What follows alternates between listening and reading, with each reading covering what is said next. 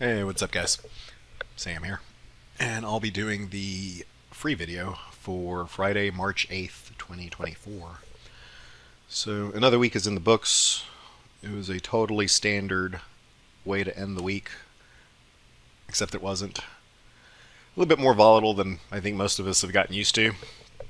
But as traders, I think, volatility really is just another word for opportunity, and hopefully, all of this volatility today, you had a chance to take advantage of it on an intraday basis. It started with a big move up, followed by a big move down, followed by a big move up, followed by a big move down.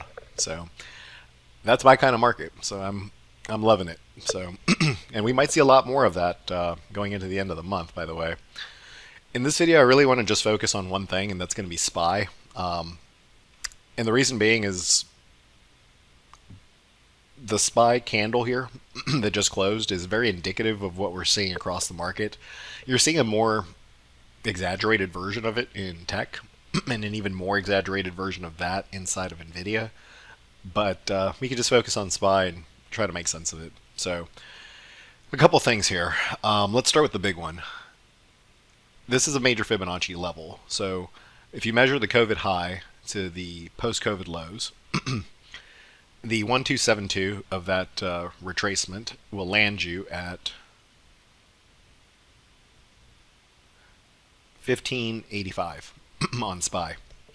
That was pretty close to the high yesterday, and then of course we exceeded it today. It looked like we were going to go ahead and hit this second target at 520 and a half, and then it was rejected. So I would definitely either A, run that retracement I just showed you so that you can get the level yourself, or B, just put a line on your chart there at 515.85, and then go ahead and put another one at 520 and a half because those are very important levels. You can see that the that target, and it's a long-term target, right? That's a very big trading range that we're measuring. You can see that target lines up there with the weekly 3 ATR. So, just for effect, if you go back and you look at the COVID run, which was phenomenal, you see how not once did the market actually break 3 ATR in the weekly time frame, and then this time we've actually broken it a few times. Not neither here nor there. I just necessarily find it, just find it kind of interesting, if nothing else. But here's the thing.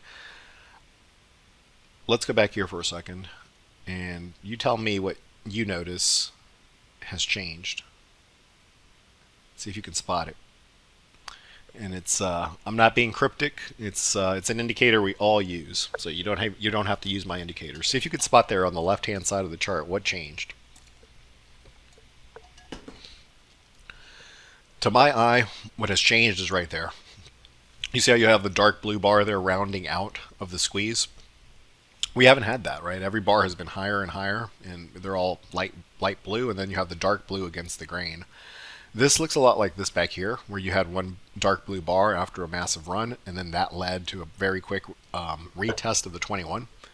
In this instance, I think calling for a retest of the 21 is a bit bold. I don't necessarily have a reason to do that quite just yet, but maybe a retest of the weekly 8 at 499.71. That does make sense to me. So keep in mind, once you get that, it doesn't mean the market typically will fall apart, but it does mean that you will see some level of consolidation back to the mean, which in this case would be the rising 21.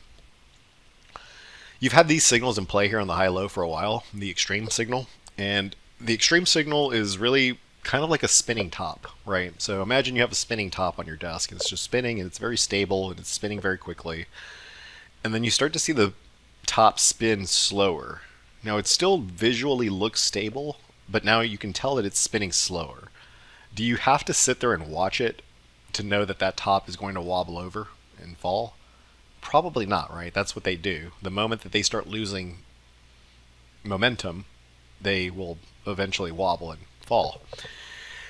That's what that signal there in the box means, the extreme signal on the high-low pro. It basically means that the market's like a spinning top, and it has to keep spinning actually exponentially faster in order to prevent the wobble and the fall.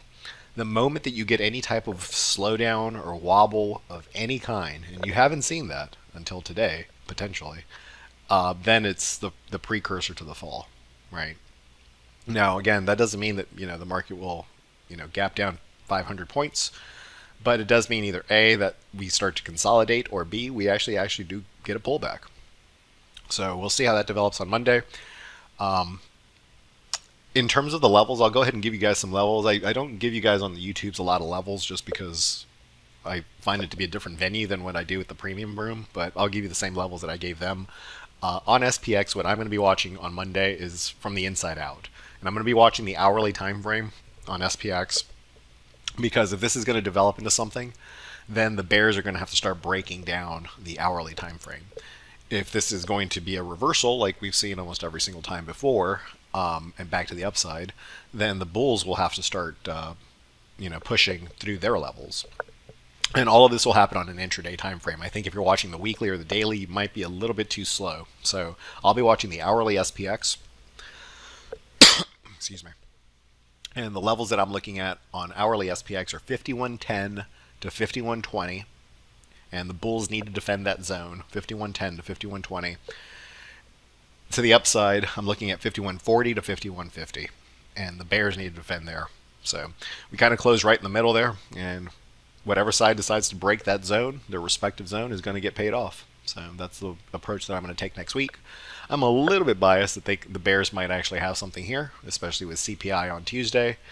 But I'm going to let the market tell me. So those are the levels I'm looking at. These are the reasons I'm looking at it. Again, make sure that you have the 515.85 level that I showed you marked off on your charts. And I think that'll get you guys covered going into next week. All right, guys, thanks as always. Leave us a like before you go somewhere else on the YouTube. Leave us a comment. Leave us a question. Let us know what you're having for dinner. And I'll catch you guys next Friday. Have a great weekend. Cheers. Hey, traders. This is Sam with Simpler Trading. I want to thank you for watching today's video. Hopefully you found the information in it helpful. If you did, leave us a like, leave us a comment. It really does help us out with the algorithm. And if you want to see us trade live with our own real money and be part of the community, come and check us out at simplertrading.com.